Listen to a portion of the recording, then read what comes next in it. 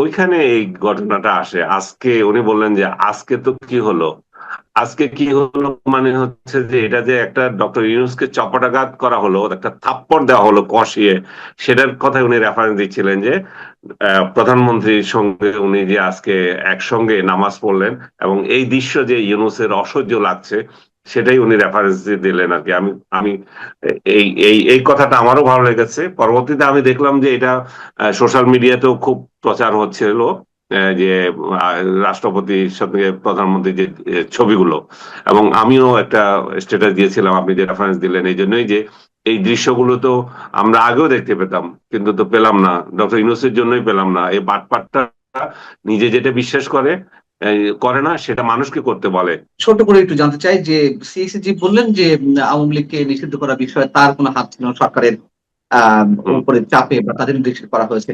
আপনি কি মনে করেন যে এখন আওয়ামী লীগের প্রতি বিএনপি সরকারের আচরণটি কেমন হওয়া উচিত? তাদের উপরে যে অফিসিয়ালি নিষেধাজ্ঞা দেওয়া আছে, এটা কি উইথড্র করা উচিত এই মুহূর্তে? এটা নির্ভর করছে আওয়ামী লীগের উপর। আমি মনে করি যে আওয়ামী লীগ বিএনপির মধ্যে একটা ব্যাকডোরে একটা আলাপ আলোচনার প্রয়োজন আছে। ডক্টর ইউনূস ইচ্ছা করলে সব ধরনের প্রতিহিংসার ঊর্ধ্বে উঠে 2025-এর যে ঈদ, ঈদুল ফিতর, ঈদুল আজহা সেইগুলোতে রাষ্ট্রপতির সঙ্গে একসাথে জামাতে নামাজ আদায় করতে পারতেন। কিন্তু আমরা জানি রাষ্ট্রপতি শাহাবুদ্দিন সাহেবকে ঈদগাহ নামাজ থেকে দূরে রাখা হয়েছিল এবং সার্বক্ষণিক নানান বিষয়ে তাকে যে ধরনের বিড়ম্বনার মুখোমুখি হতে হয়েছে সেই সব বিষয়ে আমরা জানি। কিন্তু এই যে সামাজিক অনুষ্ঠান, ধর্মীয় উৎসব, সেই সব জায়গায় আমরা প্রতিহিংসার একটা স্পষ্ট বার্তা দেখেছিলাম, যেটি খুব সহজভাবে আলাদা একটি বার্তা দিলেন তারেক রহমান। আহ আপনার মূল্যায়নটি এই বিষয়ে জানতে চাই, রাজনৈতিক যে বার্তাটি আমরা পেতে পারি। না, আমি তো অলরেডি বলেছি, আপনি যেটা রেফারেন্স দিলেন যে ডক্টর ইউনূস নিজে 25 সালের দুইটা ঈদ পেয়েছেন, মানে ওনার ওনার টেনিওরে উনি দুইটা ঈদ পেয়েছেন, ঈদ উল ফিতর, ঈদ উল আজহা। যে তারেক রহমান যে দৃশ্যটা দেখালেন, উনি নিচে বসেছেন, রাষ্ট্রপতি তার হয়তো বসে নামাজ পড়তে সমস্যা হয়, উনি চেয়ার নিয়ে বসেছেন। তো এই যে পাশাপাশি বসা এই দৃশ্যটা কত অসাধারণ দেখেন, এবং কোলাকুলি করছেন তাদেরকে। এটা কি ডক্টর ইউনূস দিতে পারতেন না? আমরা তো তার কাছে সেটাই চেয়েছিলাম, যে একটা ইনক্লুসিভ সোসাইটি হবে যেখানে হিংসা বিদ্বেষ থাকবে না। সেটা সেটা বাদ দিয়ে আমরা সামনে এগিয়ে যাব, শেখ হাসিনার কর্তৃত্ববাদী শাসনের বিরুদ্ধে আরেকটা জিনিস নজির স্থাপন করব। সেটা কিছুই তো হয়নি। ডক্টর ইউনূস এতটা ভণ্ডামি করলেন এবং উনি এই রাষ্ট্রপতিকে তার ইয়েতে আসতে দিলেন না, নামাজ পড়তে পর্যন্ত আসতে দিলেন না। এটা কি হতে পারে যে বেটা নিজে নিজে নামাজ পড়ে না ঠিক মতো, এবং নামাজ কিভাবে পড়ে সেটাও জানে না? এর মানুষ দেখে এগুলো হাসছিল, যে আমি ডক্টর ইউনূসের কথা বলছিলাম, তার নামাজ পড়া দেখে যে লোকজন ট্রল করছিল, হাসছিল। সে আরেকজনকে নামাজ পড়তে দিতে আসছে না, কারণ তার প্রটোকল অনুযায়ী যে ডক্টর রাষ্ট্রপতির প্রটোকল অনেক বড় হবে এবং তাকে সেখানে ছোট দেখাবে। এবং এতটা ইত্রামি সে করেছে, 14 বার সে সফর করেছে বাইরে। যে এই এই যে সৌজন্যতা, যে একজন রাষ্ট্রপতির কাছে এসে দেখা করতে হয়, এই যে কালচার আমাদের আমার দেশে আছে, দেশে না রাষ্ট্রের আছে, এবং জানাতে হয় আপনি বাইরে কোথায় কি করে আসলেন, সেটা সে একদিনও জানায় নাই। সে রাষ্ট্রপতির কাছ থেকে শপথ নেওয়ার ক্ষেত্রে তার হালাল মনে হয়েছে, কিন্তু তার সাথে দেখা করাটা হারাম মনে হয়ে গেছিল। তার সাথে একদিন দেখা করা নাই, তাকে সম্মান দেয় নাই, তাকে কার্যত গৃহবন্দী করে রেখেছিল।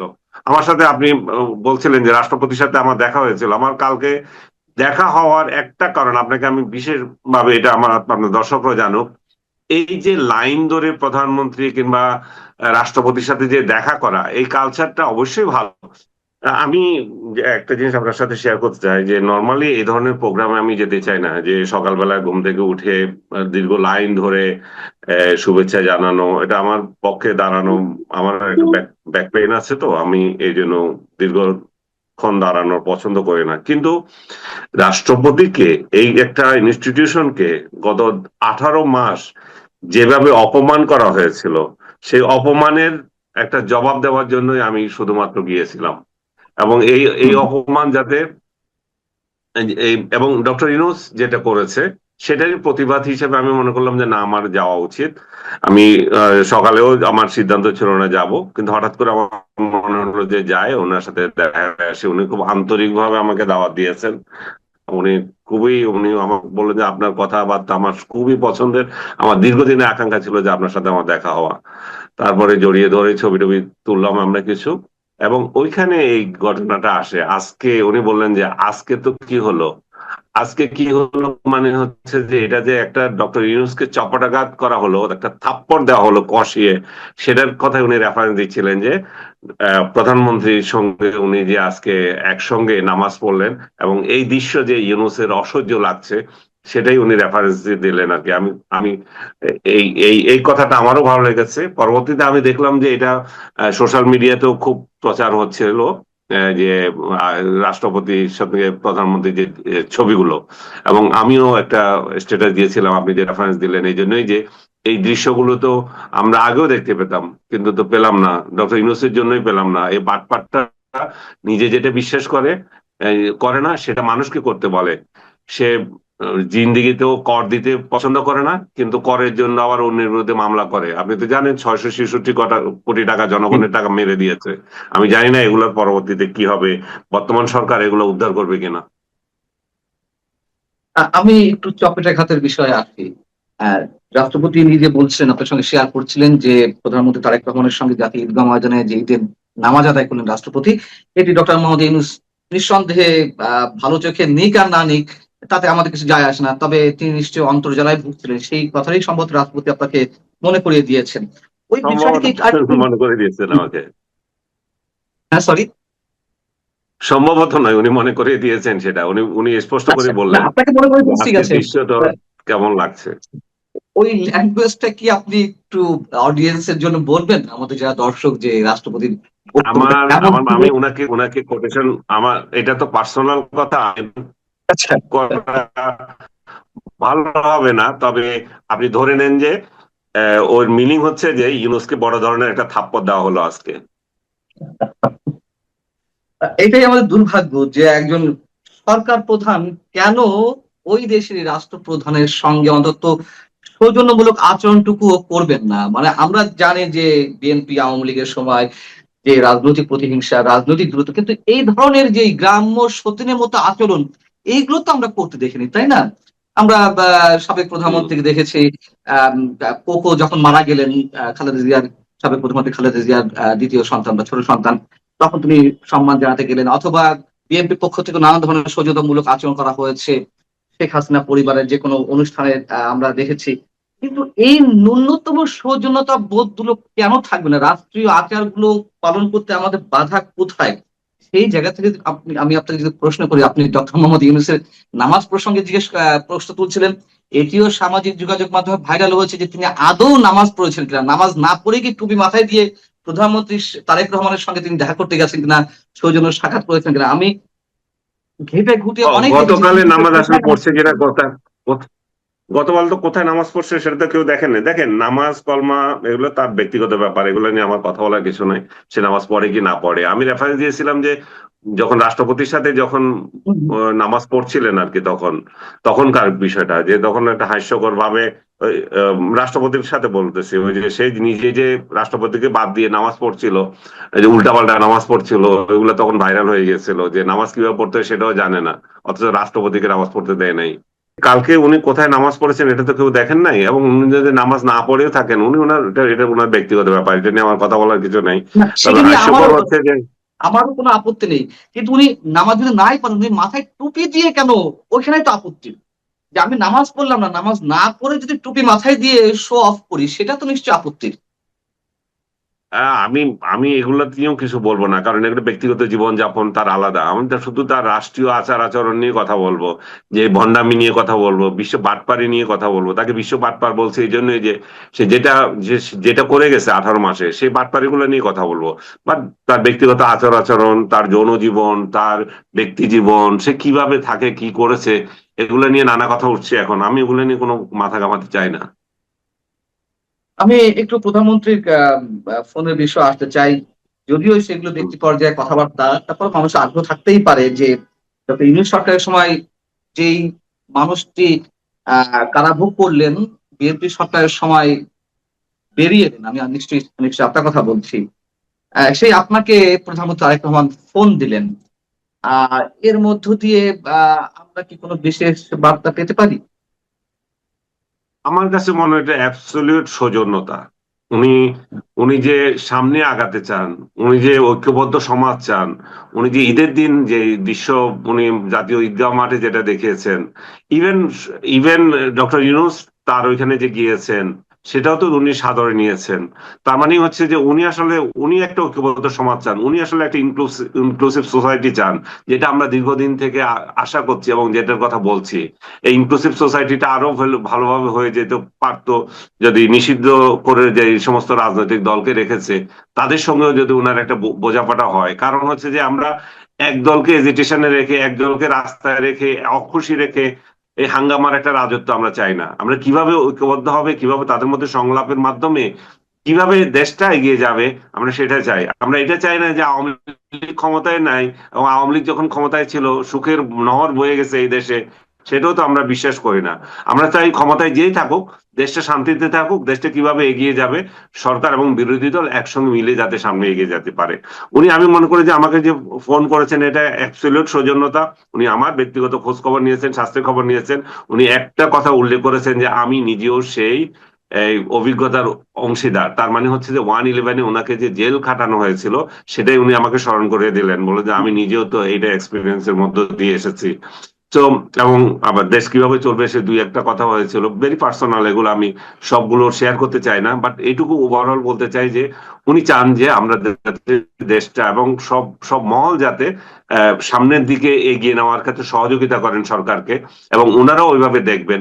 আমি ওনাকে আরেকটা কথা স্পষ্টভাবে বলেছি, আমি আপনার ভালো কাজের প্রশংসা করি এবং 5 আগস্টের পর থেকে আপনার মধ্যে যে পরিবর্তন, আপনার মধ্যে যে স্টেটসম্যান সুলভ আচরণগুলো, এগুলো আমি আমি এটা ফ্যান। এখন আমার কাছে একটু ভালো লাগে এবং আমি চাই যে সামনেও আপনি এভাবে এগিয়ে যাবেন। কিন্তু আপনার যদি কোনো খারাপ কাজ হয় তার সমালোচনা করব। উনি বললেন যে অবশ্যই করবেন, আপনারা কেন সমালোচনা করবেন না, সমালোচনার জায়গা তো আছেই, আমি যদি খারাপ কাজ করে দেখিয়ে দেবেন। উনি এইটাও সোজা এই সৌজন্যটুকু উনি বলেছেন, দেখিয়েছেন আর কি। সিইসি আমাদের নাসির সাহেব, আমাদের চাটগাঁইয়া লোক, উনি এমন একটা সুন্দর নির্বাচন করেছেন, কিন্তু আমি ওনার ছবি একটা পোস্ট করেছি, অনেকে গালাগালি করছেন ওইখানে যে এই লোকটার সাথে আপনি কেন দিলেন ভাই। এই লোকটার সাথে আমার সৌজন্যতার বিষয় হচ্ছে ব্যক্তিগত সম্পর্ক তো আমরা সমালোচনা করব তার রাষ্ট্রীয় জীবনের কাজকর্ম নিয়ে, ব্যক্তিগত আহ অসম্মান তো আমরা কাউকে করতে পারি না। উনি চিটং এর লোক, উনাকে আমি চিটং সমিতির একসময় কর্মকর্তা ছিলাম। সো ঢাকায় যে চিটং সমিতি আছে, তো সেই হিসাবে ওনার সাথে আমার ওইখানে দেখা পরিচয়, এবং কালকেও আমার সাথে ওনার যে কথা হলো সেই সৌজন্যতার ভিত্তিতে কথা হলো। যেহেতু আমি জেলে ছিলাম এই নির্বাচন নিয়ে, আমি কিছু বলতে দেখতে পারিনি। আমার যে সমস্ত দু একটা প্রশ্ন ছিল সেগুলো আমি বললাম, শুধু আমি ওনাকে স্পষ্ট করে বললাম আপনার সঙ্গে বা অন্য কারোর সঙ্গে আমি যতদিন টকশো করেছি, ইউনূসের নির্বাচন নিয়ে অনেকে সন্দেহ ছিল। আমি বলেছি যে নির্বাচন কি হবে, কখন ইউনূস দিতে চাচ্ছে না সেটাতে আমার কোনো সন্দেহ নাই, কিন্তু ইলেকশনটা যে কন্ডাক্ট করার ক্ষেত্রে যে নাসির সাহেব যে ভালো ভূমিকা রাখবেন সেটাতে আমি শিওর। কারণ উনাকে আমি চিনি, উনি একটা উনার একটা প্রিন্সিপাল আছে। কালকে সেটা আমি আবার ওনাকে স্মরণ করিয়ে দিলাম। উনি বললেন যে আমি যথাসাধ্য চেষ্টা করেছি আমার মতো করার জন্য, এবং আমি মনে করি যে আমি আমি আমার মতো করতে পেরেছি। আমি বললাম যে ইলেকশন ইঞ্জিনিয়ারিং এর অভিযোগ উঠেছে, সেটা নিয়ে আপনার মতামত কি। বলে যে এটা দুই দলই আমাকে অভিযুক্ত করছে। আমি আমি বিশেষ করে একটা নির্বাচন নিয়ে আমি একটু বিস্ময় প্রকাশ করেছি, ঢাকায় নাহিদ কিভাবে জিতে। কারণ নাহিদের সাথে একটা শক্ত প্রতিদ্বন্দ্বী ছিল। উনি বললেন যে বিএনপি যে জায়গায় একটুখানি নাম উল্লেখ না করে উনি বললেন যে একটু ভুল করেছে, যেটা প্রবাসী ভোটারদেরকে তারা গুরুত্ব দেয়নি। প্রবাসী ভোটারদের বেলায় অন্যেরা খুব ভালো ইয়ে পেয়েছে। আর সেকেন্ড উনি আরেকটা কথা বললেন যে আওয়ামী লীগের প্রসঙ্গে আমি জিজ্ঞেস করলাম আওয়ামী লীগকে কেন উনি নিষিদ্ধ করলেন। আওয়ামী লীগকে নিষিদ্ধ করা তো ঠিক হয়নি। উনি বললেন যে দেখেন এটা আমার হাত ছিল না, এটা পুরোপুরি সরকারের একটা নির্দেশনা ছিল, সরকারের নির্দেশনা অনুযায়ী আমাদেরকে এখানে অ্যাক্ট করতে হয়েছে। এই এই ব্যাপারে আমার ইয়ে নাই। তবে আওয়ামী লীগ তো নির্বাচনে এমনি আসতো না, আসবে কি আসবে না সেটার তো অনিশ্চয়তা ছিল। আর দ্বিতীয়ত হচ্ছে যে আওয়ামী লীগ শেষ পর্যন্ত ডিসিশন নিয়েছে যে একটা রাজনৈতিক দলকে ভোট দেবে। উনি নাম উল্লেখ করলেন না আর কি, উনি বিএনপির কথাই বোঝাতে চাইলেন। যে আমি বললাম যে বিএনপির কথা বলে, হ্যাঁ বিএনপি কে শেষ পর্যন্ত তারা বিএনপি কে ভোট দিল, এবং পুরো আওয়ামী লীগ বিএনপি একসাথে ইলেকশন ইলেকশন বলা যায় যে মানে বিএনপি মানে নিঃসন্দেহে আওয়ামী লীগের ভোট পেয়েছে সেটা উনি মিন করলেন। আর জামাতে ইসলাম ভোট পাওয়ার ক্ষেত্রে উনি যেটা মিন করলেন প্রবাসীদের প্রতি উনি গুরুত্ব দিয়েছে, প্রবাসী ভোট ব্যালট ব্যালট পেপারে যে সমস্ত ভোট, সেগুলোর ক্ষেত্রে হয়তো ভূমিকা রেখেছেন। ভেরি ফ্র্যাঙ্কলি এগুলো আমার বলাও ঠিক না, এগুলো একান্ত, আমি তো ওনাকে ইন্টারভিউ করি নাই, যে আমি আমার সাথে যেটুকু কথা হয়েছে ঠিক সেটা আছে। আমি শেয়ার করছি, এবং এটা আমি পার্সোনাল আমি কথা শেয়ার আপনার কাছে করাও একটু ঠিক না। জানতে চাচ্ছি, ছোট করে একটু জানতে চাই যে সিএসি বললেন যে আওয়ামী লীগকে নিষিদ্ধ করার বিষয়ে তার কোনো হাত ছিল না, সরকারের আহ হুম। উপরে চাপে বা তাদের নির্দেশে করা হয়েছে। আপনি কি মনে করেন যে এখন আওয়ামী লীগের প্রতি বিএনপি সরকারের আচরণটি কেমন হওয়া উচিত? তাদের উপরে যে অফিসিয়ালি নিষেধাজ্ঞা দেওয়া আছে, এটা কি উইথড্র করা উচিত এই মুহূর্তে? এটি নির্ভর করছে আওয়ামী লীগের উপর। আওয়ামী লীগ যদি প্রতিদিন তারেক জিয়া এবং বিএনপি কে গালাগালি করে, এবং আওয়ামী লীগের শীর্ষ নেতারা যদি মনে করে যে ডক্টর ইউনূস এবং তারেক জিয়া সরকার একই রকম, তো তাহলে তারাও তো ভালোভাবে নেবে না বিষয়টা।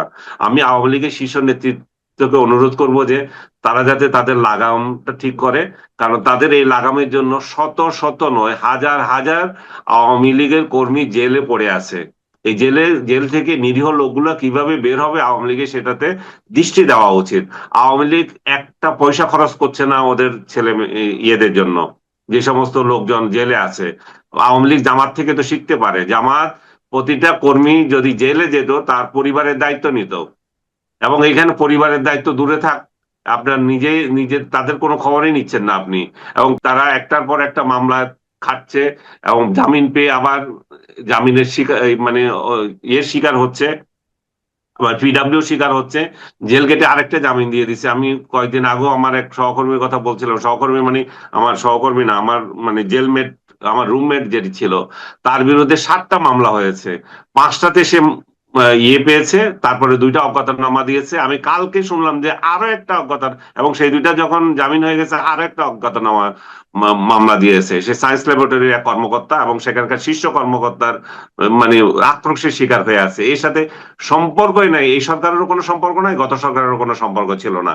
তো এরকম শত শত হাজার হাজার কর্মীরা জেল গেটে পড়ে আছে। আওয়ামী লীগের শীর্ষ নেতারা যাদের যাদের কোটি কোটি টাকা চুরিদারি করেছিল, এরা তো ওদের পিছিতে টাকা পাঠাতে পারে, যে ওইখানে যে অন্তত ঠিক মতো খাওয়া দাওয়া করতে পারে। আওয়ামী লীগ তো এগুলো তার সাথে কিছুই আমি করে না। নিজেও দেখে এসেছি। আওয়ামী আমি লীগ যখন বড় আমার কারাগারে শেষ ছিলাম করতে দেন, আমি আওয়ামী লীগ দেখেছি। বড় বড় কথা বলবে, আর তাদেরকে তাদেরকে তাদের ইয়ে প্রত্যাহার করবে, এই ইয়ের নিষিদ্ধ করাটা। আওয়ামী লীগ যদি সত্যিকার অর্থে চায়, তাহলে আওয়ামী লীগের আচরণগুলো ঠিক করা দরকার। এই যে গালাগালির সংস্কৃতি থেকে বেরোতে হবে, এবং নিজেদের কর্মীদের নিজেরা যত্ন নিতে হবে, এবং সামনের নেতৃত্ব কিভাবে হবে, কিভাবে একটা তরুণ এবং প্রগ্রেসিভ দল হতে পারে এই দলটি, সেটা নিয়ে চিন্তা করতে হবে। পুরনো ঝঞ্ঝাট, পুরনো নেতৃত্ব, বাবা এমপি, ছেলেও এমপি, এই মেন্টালিটি গুলো ইয়ে করতে হবে। এখানে এখানে যে ইয়ে শাসন, যে এই মানে কি বলবো, পারিবারিক শাসনের দল, এটা থেকে বেরিয়ে তারেক জিয়া থেকে শিখতে বলেন ওনাদেরকে। তারেক জিয়া যেটা করেছে নিজের দলের নেতা কর্মীদের, মানে নিজের ভূমিপুত্রদেরকে সামনে নিয়ে এসেছে, তরুণদেরকে সামনে নিয়ে এসেছে। আওয়ামী লীগে আপনি যান, এখন বুড়া ছাড়া আর কে আছে? প্রত্যেক জায়গায় প্রত্যেক জেলায় বুড়ারা নেতৃত্ব দিচ্ছে, ইয়াংরা কোনো পাত্তা পাচ্ছে না। এখন ইয়াং সৎ লোকদেরকে নেতৃত্বে আনতে হবে, পারিবারিক তন্ত্র এখান থেকে বাদ দিতে হবে। তাহলে এই এই দেশটা যেমন আগাবে, আওয়ামী লীগের যেমন কল্যাণ হবে, তেমন সরকারও তাদের প্রতি চিন্তা করতে পারে ভিন্নভাবে। আমরাও সেটা মনে করি, কিন্তু আমার প্রশ্ন এই জায়গা থেকেই যে এখনো আওয়ামী লীগের অসংখ্য নেতাকর্মী কারাগারে রয়েছেন, সাধারণ মানুষও কারাগারে রয়েছেন, যাদেরকে আওয়ামী লীগ বলে ট্রিট করা হচ্ছে, পদ পদবি দেওয়া হচ্ছে, এবং যে পিডব্লিউ মামলা আমি যে যেমন দেখে এসেছিলাম, আপনি যেমনটি দেখেছেন, এবং আমরা বের হয়ে আসার পরেও নানান ধরনের ভাবে খবর পাচ্ছি যে এখন পর্যন্ত সেই মানে পেন্ডিং ওয়ারেন্ট হিসেবে বিভিন্ন ধরনের মামলা যাচ্ছে। এই অবস্থা যখন দেশে বিরাজ করছে, তখন আমরা শুনছি যে আহ আমাদের স্থানীয় সরকার মন্ত্রী বা বিএনপি মহাসচিব মির্জা ফখরুল ইসলাম আলমগীর কিংবা অর্থমন্ত্রী আমির খসরু মাহমুদ চৌধুরী বলছেন যে পরিবর্তিত গণতান্ত্রিক অবস্থায় এইবার ঈদটা অনেক বেশি উপভোগ্য হয়েছে।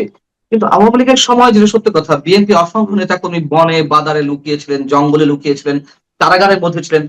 তখন তো নিশ্চয়ই সবার জন্য ঈদটা সমানভাবে উপভোগ্য হয়নি। ঠিক এখনো নিশ্চয়ই আপনি যেটা দেখেছেন, আমি দেখেছি, অসংখ্য নেতাকর্মী জেলে রয়েছেন, বিদেশে পলাতক অবস্থা রয়েছে। আমি চোর বাটপাদের কথা বলছি না, যারা হাজার হাজার কোটি টাকা চুরি করছে তাদের কথা বলছি না, সাধারণ নেতাকর্মীদের কথা বলছি। অসংখ্য নিরীহ মানুষও কারাগারে রয়েছে, পালিয়ে বেড়াচ্ছেন।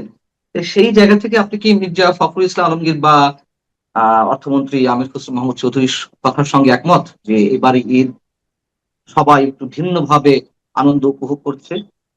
ওনারা ওনাদের দৃষ্টিকোণ থেকে তো ঠিকই আছেন, ওনারা তো ভিন্ন মজা পাচ্ছেন না, তারা ক্ষমতায় আছেন, তারা যে দীর্ঘ জীবন কারাভোগ করেছেন, তাদের নেতা কর্মীরা যে নির্যাতিত হয়েছিল, তাদের জন্য তো আলাদা পরিবেশ। অবশ্যই তারা তাদের ফিলিংস থেকে বলবে, আমার জন্য তো এটা আলাদা পরিবেশ। আমি জেলে ছিলাম, জেল থেকে বেরিয়ে এসে আমি আমার পরিবারের সাথে ঈদ করতে পেরেছি। কিন্তু অবশ্যই এর অন্য পিঠ তো আছে, যেটা যেটা বলছি আমরা, যে অনেকে এই এই সুযোগটা পায়নি। সেই সুযোগটা হয়তো উপলব্ধি হবে, এবং সেটা রিয়েলাইজ করার জন্য আওয়ামী লীগের নেতৃত্ব সেটা রেজ করতে হবে। এবং যে আমরাও আমাদেরও তো এরকম সুখ পাওয়ার অধিকার আছে, এবং আওয়ামী লীগও যথাযথ আচরণটা যাতে যাতে ঠিক হয়। এবং আমি আমি এই নিয়ে বিস্তারিত বলতে চাই না, আমি মনে করি যে আওয়ামী লীগ বিএনপির মধ্যে একটা ব্যাকডোরে একটা আলাপ আলোচনার প্রয়োজন আছে, এবং সেটা তারা কিভাবে করবে তারা জানে। এটা তাদেরকে পরামর্শ দেওয়ার আমার অধিকার নাই, এবং আমার অধিকার নাই না, আমি মনে করি যে তারা নিজেরা ভালো বুঝেন, তারা কি করবেন না করবেন, তাদের দল। আমি একটা শেষ উত্তরটা নিয়ে আমরা শেষ করব। আম, আবার একটু ডক্টর ইউনূস প্রসঙ্গে যেতে চাই। এই ঈদের সঙ্গে অবশ্যই এটি অনেক বেশি সম্পৃক্ত। ডক্টর ইউনূস সাহেব ক্ষমতা থাকাকালীন সময় বলেছেন, গত ঈদ উল ফিতর আগে বলেছিলেন যে এইবার ঈদ না হলেও আগামী ঈদে বাংলাদেশে আশ্রিত আশ্রিত রোহিঙ্গারা তার নিজ মাতৃভূমিতে ফিরে যাবেন। আমরা দেখেছি তিনি যা বলেছেন, তিনি এবং তার প্রেস সচিব মিস্টার শফিকুল আলম যা যা বলেছেন একেবারে উল্টা। এবং এত বড় একটি বিষয়ও এই ধরনের মন্তব্য করেছিলেন, তখনও অনেকে হাসাহাসি করেছিলেন, অনেকে ক্ষোভ ঝেড়েছিলেন যে এটা কিভাবে সম্ভব, তিনি আসলে প্রতারণা আশ্রয় নিচ্ছেন কিনা, এবং সেটি সত্য প্রমাণিত হয়েছে। একজন রোহিঙ্গাও ফিরে যাননি, বরং তার সময় 1.5 থেকে 2 লাখ রোহিঙ্গা নতুন করে দেশে ফিরেছেন। এ বিষয়ে আপনার কোনো মন্তব্য? না, এটা তো আমি তখনও বলেছিলাম, আমার একটা কবিতা আছে, লিখে দেব সমগ্র বাংলাদেশ, এটা একটা প্রেমিকার উদ্দেশ্যে ছিল, যে আচ্ছা। ভালোবাসার প্রেক্ষিতে বাংলাদেশ লিখে দেবো। আমি তখন ওই কবিতাটা শেয়ার করে বলেছিলাম যে ইউনূস যে আজকে বলল যে এদেরকে ওই দেশে পাঠিয়ে দেবে, এবং আগামী মুহূর্তে ঈদ করবে, মানে আমি বদ্দা ডাকতাম তাকে তখন, এখন তো বাটপার ডাকি। তো বললাম যে বদ্দা যে যদি এটা সফল হয় তাহলে আমি সমগ্র বাংলাদেশ তার নামে লিখে দেব। তো বদ্দা সফল হয় নাই, আমার বাংলাদেশ লিখে দেওয়ার কোনো প্রয়োজন নাই আর কি। তো এই বাটপার নিয়ে আর কথা বলতে চাই না, সে প্রতিটা কাজ তার, মানে আসলে সে কিভাবে যে আমাদের, মানে বাইচান্স আমাদের ক্ষমতায় চলে এসে, আসলে আমাদের কোনো লোভ ছিল না, যে এমন একটা পরিস্থিতিতে আমরা বাধ্য হয়েছি যে তাকে আমাদের রাষ্ট্র ক্ষমতায় বসানোর জন্য। কিন্তু রাষ্ট্র ক্ষমতায় রাষ্ট্র চালানোর মতো তার ন্যূনতম যোগ্যতা নাই। সে স্বজনপ্রীতি, ডাস্টবিন সংস্কৃতি, এগুলা চালু করে দিয়ে গেছে। আর বড় কথা, এবং সংস্কার, তথাকথিত সংস্কার বের করেছে। এই সংস্কার এমন আবার অন্যেরা মানার জন্য পার্লামেন্টে আবার হাঙ্গামা হচ্ছে। যেই জিনিস ডক্টর ইউনূস বাটপার নিজেই বিশ্বাস করে না, সেটা আবার জাতিকে কেন কিভাবে গিলাবে এখন, তাই না? এগুলো তো বিরাট কোয়েশ্চেন এখন। থাকবে এটি শিওর নয়। তো এই যে রঙের বায়োস্কোপ, নাট্যমঞ্চ, এই নাট্যমঞ্চের মানে খুব অল্পতম সময়ের জন্য আমরা যা কিছু করি,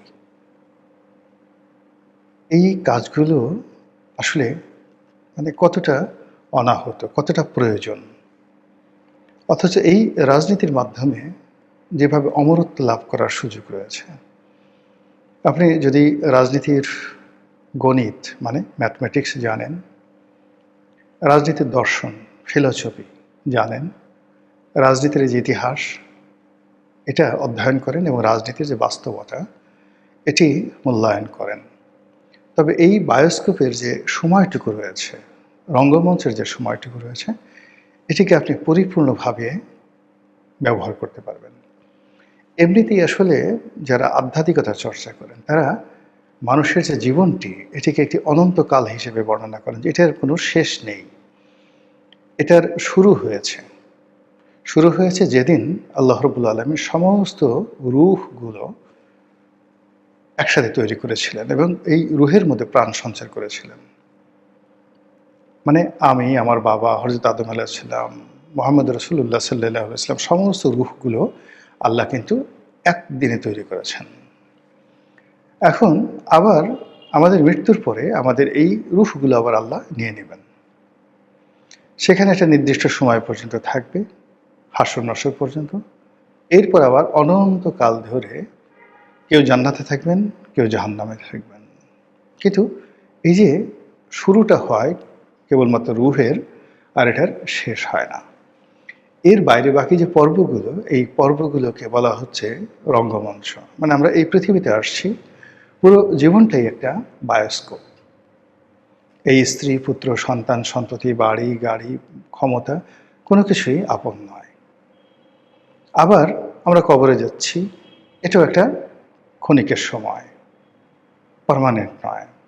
হাসরের ময়দান, দীর্ঘ সময় আমাদেরকে হাসরের ময়দানে থাকতে হবে, বিচারের ময়দানে থাকতে হবে। তারপরে যখন চূড়ান্ত সিদ্ধান্তের পরে আমরা স্থিতি হব জান্নাতে অথবা জাহান্নামে, তখন একটা অনন্ত সময় আমাদের জন্য শুরু হবে। এটাই পৃথিবীর ইতিহাস, সকল ধর্মের এই একই কথা, মূল কথা। তো সেই অর্থে যে যেখানে আছেন, মানে জীবনের যে যেখানে আছেন, একজন খুব ধনী হয়ে গেলেন, ওটা তার জন্য একটা রঙ্গমঞ্চ, বায়োস্কোপ। অর্থ চলে যেতে খুব সময় লাগে না। কিন্তু তিনি যদি অর্থের যে ম্যাথমেটিক্সগুলো রয়েছে ওটা ফলো করেন, তাহলে এই অর্থ তার জন্য লায়াবিলিটিস হয় না।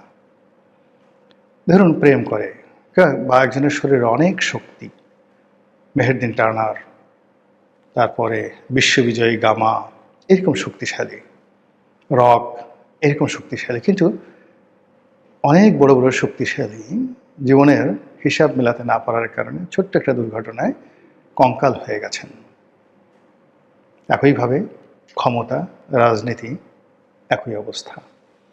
তো সেই দিক থেকে বর্তমান যারা ক্ষমতায় এসেছেন, বিএনপি এবং একই সঙ্গে জামাত, কেউ সরকারি দল, কেউ বিরোধী দল, তো ওনাদের আসলে সময়টা কতদিন, তাদের এই বায়োস্কোপ, জীবনের এই রঙ্গমঞ্চ, জীবনের এই নাট্যমঞ্চ, রাজনীতির এই বায়োস্কোপ কতদিন চলবে আল্লাহ জানেন। কিন্তু আপনি আমি যদি গণনা করতে জানি, তাহলে আমরা মোটামুটি আন্দাজ করে বলে দিতে পারবো যে এই বায়োস্কোপের পরিণতি কি, শেষ দৃশ্য কিভাবে রচিত হবে, এবং পরিণতি কোন দিকে গড়াবে। সেই দিক থেকে বর্তমান যে সরকার, সেই সরকার যারা পরিচালনা করছেন, আর সরকারের যারা প্রধান বিরোধী পক্ষ রয়েছে পার্লামেন্টে, রাজপথে, তাদের মধ্যে যে রসায়ন রয়েছে, কেমিস্ট্রি রয়েছে, তাদের মধ্যে যে ফিজিক্স রয়েছে, বস্তুগত যে বিষয় রয়েছে, এগুলো যদি আপনি পর্যালোচনা করেন, আপনি বলতে পারবেন যে এই বায়োস্কোপের ফলাফল ভালো নয়। প্রথম দৃশ্য ভালো হয়নি, এখনও ভালো চলছে না, আর ভবিষ্যতেও ভালো যাবে না। কেন যাবে না? প্রথমত হলো যে এই সরকারের দুটো অংশ, চারটি অংশ।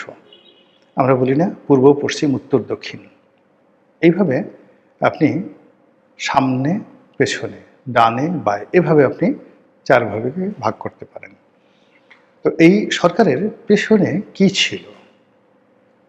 শেখ হাসিনার 15 বছরের কর্তৃত্ববাদী শাসন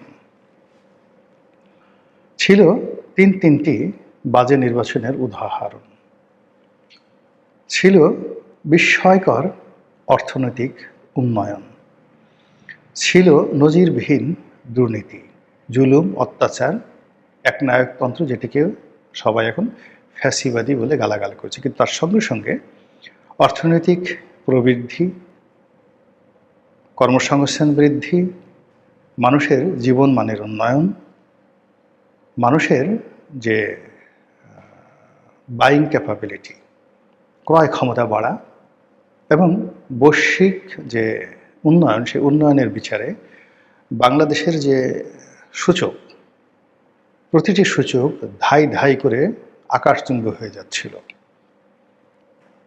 যেভাবে জিডিপি বাড়ছিল, যেভাবে পার ক্যাপিটা ইনকাম বাড়ছিল, যেভাবে মানুষের ক্রয় ক্ষমতা বাড়ছিল, যেভাবে পাসপোর্টের মূল্য বাড়ছিল, তো এটা বর্তমান সরকারের জন্য একটা বিরাট চ্যালেঞ্জ। আবার একই সঙ্গে অতীতে যারা অন্যায় করেছে, সেই অন্যায় যারা করেছে, চুরি চামারি যারা করেছে, বদমাইশি যারা করেছে, তো তাদের দ্বারা ইনফ্লুয়েন্স হবে, চুরি করতে চাইবে, ঘুষ দুর্নীতি করতে চাইবে, লুটপাট করতে চাইবে, এরকম লোক বিএনপির মধ্যে যারা আছে, তাদের জন্য এই মুহূর্তটি রীতিমতো স্বর্গের সময়। তারা এই মুহূর্তে মনে করবো আমরা স্বর্গে আছি, আমরা এই কাজগুলো করবো। এর কারণ হলো যারা অতীতে সব বড় বড় চোর, একটারও শাস্তি হয়নি, সবাই ধরাছোঁয়ার বাইরে চলে গেছে এবং দেশের বাইরে গিয়ে পায়ের উপর পা তুলে, আগে ঢাকা শহরে থাকতো, এখন লন্ডনে, আমেরিকায়, সিঙ্গাপুরে, দিল্লিতে তারা থাকছে। এটা আসলে কারো কারোর কাছে খুবই আকর্ষণীয় একটা ব্যবসা হতে পারে যে ঠিক আছে, আমরা চুরি চামারি করলাম, বিদেশে টাকা পাচার করলাম, বউ বাচ্চা নিয়ে বাকি জীবন আমরা ওখানে কাটালাম, বাংলাদেশে মামলা হলো, মোকদ্দমা হলো, গালাগালি হলো, তাতে আমাদের কি আসে যায়। এটা বর্তমান সরকারের জন্য একটা বিরাট চ্যালেঞ্জ। আপনি যদি পেছনের দিকে তাকান, এই পেছনের আওয়ামী লীগের জমানার এই দুটো। দ্বিতীয় যে চ্যালেঞ্জ, পেছনের চ্যালেঞ্জ, সেটা হলো গত 17 বা 18 মাসে। সেই 18 মাসের চ্যালেঞ্জ হলো ডক্টর মোহাম্মদ ইউনূস এলেন, তার সঙ্গে কতগুলো ইসলামিস্ট গ্রুপ একত্র হলেন, এনজিও একত্র হলেন, তারপরে আমেরিকা, দিল্লি, চায়না সবাই কমপ্লাই করলেন, ইউরোপ কমপ্লাই করলো। কমপ্লাই করার পরেও 17 মাসে ডক্টর মোহাম্মদ ইউনূস কিছুই করতে পারেননি। কেন পারেননি? এর কারণ হলো যে ভিত্তি যে মূলগুলো, একটা রাষ্ট্রের যে ভিত্তি মূলগুলো, এটা নড়বড় হয়ে গেছে। যেভাবে মব হয়েছিল, যেভাবে আইন শৃঙ্খলার অবনতি হয়েছিল, তারপরে যেভাবে ব্যবসা বাণিজ্য ধ্বংস হয়েছিল, এর প্রত্যেকটা জিনিসেরই কিন্তু একটা রিজন আছে, কারণ আছে। তো সেই কারণগুলো আপনি রাতারাতি বন্ধ করতে পারবেন না, রাতারাতি বন্ধ করতে পারবেন না। তো যার জন্য এই কারণগুলো থেকে বের হয়ে আসাটা এত সহজ বিষয় নয়। এটি বর্তমান সরকারের জন্য একটা বিরাট চ্যালেঞ্জ। ফলে পিছনে যদি আপনি তাকান, তাহলে এই পিছনে এই সমস্যাগুলো আপনাকে তাড়া করবে, নেগেটিভগুলো আপনাকে তাড়া করবে, আপনাকে পিছনে টানবে, আর পজিটিভগুলো মানুষের এক্সপেকটেশন আপনার সম্পর্কে বাড়িয়ে দেবে। যে শেখ হাসিনা তো ভালো ছিল, পদ্মা ব্রিজ করেছে, শেখ হাসিনা তো ভালো ছিল, সে এই 300 ফিট রাস্তা থেকে শুরু করে বাংলাদেশের সব রাস্তাঘাট ফকফকা করে দিয়েছে। তারপরে সমস্ত এয়ারপোর্টগুলো, সমস্ত এই যে মেগা প্রজেক্ট, রূপপুর পারমাণবিক কেন্দ্র থেকে শুরু করে, মানে যেদিকে তাকাই শুধু ফুলের সমারোহ। সাভার থেকে গাজীপুরে যান, গাজীপুর থেকে আপনি আবার সেই টাঙ্গাইলের দিকে যান, আবার এদিকে সাভার থেকে আপনি টাঙ্গাইলের দিকে যান, রাস্তার দিকে তাকান, কি প্রশস্ত, ইউরোপ এর মতো রাস্তা। মানুষজন চাইবে যে তারেক রহমান সাহেব এরকম একটা দুটো রাস্তা করুন, রাস্তার মধ্যে থেকে, মানে রাস্তার পাশ দিয়ে একটা খাল হোক, লেক হোক। এই যে আপনি 300 ফিটের দুই পাশে দুটো লেক, কিংবা হাতির ঝিলের যে লেক, এই হাতির ঝিলের লেক যে খনন করা হলো, এত দৃষ্টিনন্দন, এত সুন্দর, ইউনিক, মানে শহরের মধ্যে যে একটা সার্কেল জলপথ তৈরি হলো শেখ হাসিনার জমানাতে। লোকজন চাইবে আছে, ঠিক আছে শেখ হাসিনা এটা করেছেন, ভালো কথা। আপনি গুলশান বাড়িধারা, এটার যে এই লেকটা আছে, এই লেকটাকে আপনি হাতির ঝিলের মতো একটু করে দেন, লেকের চারিপাশে রাস্তা উদ্ধার করেন, সেখান দিয়ে আপনি ওয়াকওয়ে করেন, সেখান দিয়ে আপনি ওয়াটারওয়ে করেন, সেখান দিয়ে আপনি অন্ততপক্ষে 2 লেনের আপনি একটা ড্রাইভওয়ে করে দেন, টাকা নিয়ে ড্রাইভওয়ে করেন, সুন্দর একটা ড্রাইভওয়ে করে দেন। আপনার গুলশান বনানীর যে লেক আছে, বারিধারার যে লেক আছে, এর চারিদিকে যদি আপনার ড্রাইভওয়ে হয়, প্রচুর জায়গা আছে, মানে এখানে 2 লেনে বা 4 লেনের গাড়ি চলবে হাতির ঝিলের মতো, তারপরে সেখানে লোকজন চলাফেরা করবে, এই জায়গা আছে, এই জায়গা আছে। তো সেটা তাকে করতে হবে, এরকম চ্যালেঞ্জগুলো থেকে যাবে তার কাছে উন্নয়নের জন্য বর্তমান সরকারের কাছে। ফলে আগামীতে তাকে যদি এগোতে হয়, তাহলে অতীতের যে সকল নেগেটিভ জিনিস রয়েছে একটা কাজও করা যাবে না, করলেই বলবে যে ওই যে আওয়ামী লীগের মতো এই কাজ করছে, আওয়ামী লীগের মতো ফ্যাসিবাদের চরিত্র। আবার যদি করতে না পারে, আওয়ামী লীগ তো ভালো ছিল, আওয়ামী লীগ এই কাজ করতে পেরেছে, তারপর শেষ ওই কাজ করতে পেরেছে, এরা তো কিছুই করতে পারছে না, খালি বড় বড় কথাবার্তা বলছে। এই কথাগুলো মানুষ বলতে থাকবে এবং মানুষের মুখ আপনি বন্ধ করতে পারবেন না। গেল সামনে পিছনে। এখন ডানে এবং বামে, তো ডান বামের দুটো দাগ আছে। ডান দিকে সাধারণত আপনজনেরা থাকে, বাম দিকে সাধারণত যারা থাকে মানে তাদেরকে নেতিবাচক বলা হয়। তো বাম দিকে যদি আপনি ধরেন, বিরোধী দল আছে জামাত এবং এনসিপি। তো জামাত এবং এনসিপির নতুন যারা প্রজন্মের, তারা গত 17 মাসে তারা যে বিশ্বাস অর্জন করেছে যে এই বাংলায় তারা যা ইচ্ছে তাই করতে পারে, এই বাংলায় তারা রাজকীয় সন্তান, এই নতুন বাংলাদেশে তারা স্রষ্টা। ৭১-এর যুদ্ধ আর ২৪-এর যুদ্ধ, এই দুয়ের মধ্যে ২৪-এর যুদ্ধটাই গুরুত্বপূর্ণ। ৭১-এর মুক্তিযোদ্ধার চাইতে জুলাই যোদ্ধা যারা আছেন তারা শ্রেষ্ঠ। আপনি এই তরুণ প্রজন্মের একজন দুজন নয়, লক্ষ লক্ষ যারা সমন্বয়ক নামে ছিলেন, হয়তো রাজনীতিতে অ্যাক্টিভ না, কিন্তু এই প্রজন্মের মধ্যে তারা মনে করে যে বিএনপি সুবিধাভোগী, তারা পলাতক একটি দল, মেরুদণ্ডহীন একটি দল। বেগম জিয়াকে যখন বন্দি করে রাখা হয়েছিল, তার বাড়ির সামনে বালির ট্রাক দেওয়া হয়েছিল, তারেক রহমান সাহেবের কোমর ভেঙে দেওয়া হয়েছিল, তিনি ১৭ বছর যত চেষ্টা করেন না কেন বাংলাদেশে আসতে পারেনি, তিনি স্কাইপিতে বসে বসে আঙ্গুল উঁচু করে বড় বড় কথা বলেছেন। তারা নতুন মুক্তিযোদ্ধা, বিএনপিকে ক্ষমতায় বসিয়েছেন। ফলে তাদের মধ্যে যে একটা অ্যাটিটিউড থাকবে, সেই অ্যাটিটিউড মোকাবেলা করার মতো শক্তি বিএনপির হবে না।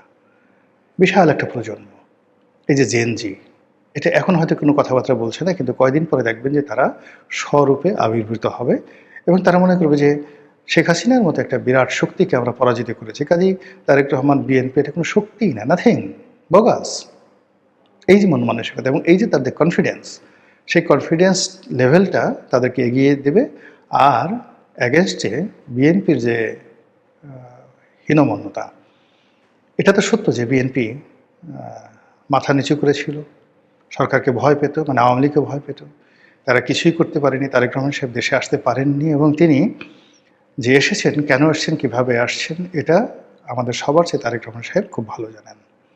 তো কাজেই এখানে বাম দিকে যে এনসিপি আছে তাদের সাথে এরকম একটা মনস্তাত্ত্বিক যুদ্ধ। এনসিপিকে এই মুহূর্তে যারা প্রমোট করছেন সব দিক থেকে মুরব্বী হিসেবে, তারা জামাত। জামাত ৭১-এ পাকিস্তানের মতো একটা শক্তির সাথে দোসর হয়ে মুক্তিযুদ্ধের সাথে ৯ মাস সশস্ত্র যুদ্ধ করেছে এবং সশস্ত্র যুদ্ধ করার পর তারা এই দেশ ছেড়ে যায়নি, মাটি কামড়েছিল। ফলে জামাত আওয়ামী লীগের মতো নয়, বিএনপির মতো নয়, এই বাস্তবতাটা বুঝতে হবে।